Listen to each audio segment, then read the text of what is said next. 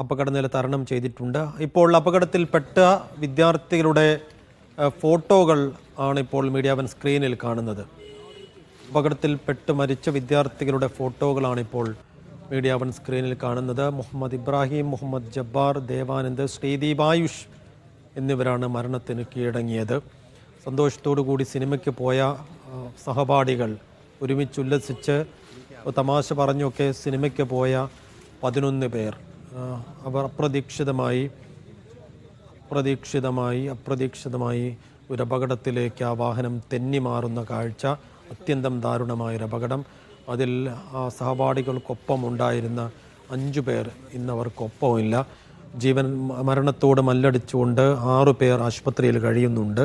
5 പേർ പക്ഷേ പൂർണ്ണമായും അവരിൽ നിന്ന് പിൻവാങ്ങിയിരിക്കുന്നു.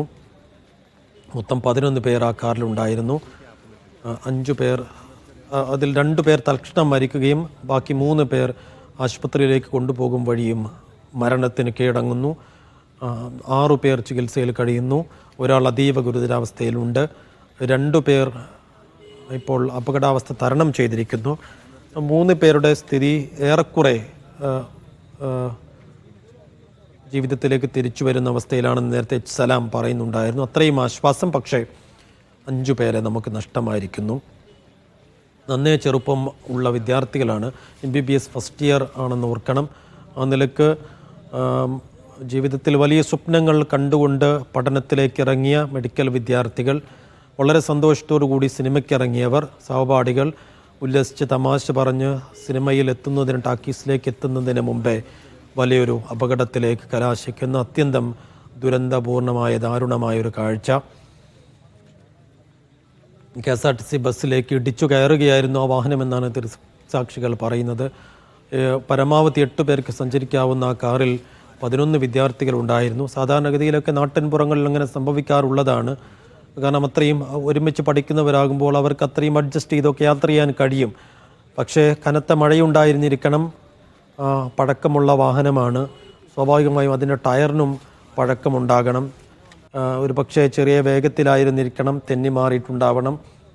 ബസ്സിന് മുന്നിലേക്ക് ഇടിച്ചു കയറിയിട്ടുണ്ടാവും. തൽക്ഷണം 2 പേർ മരിച്ചിട്ടുണ്ടായിരുന്നു.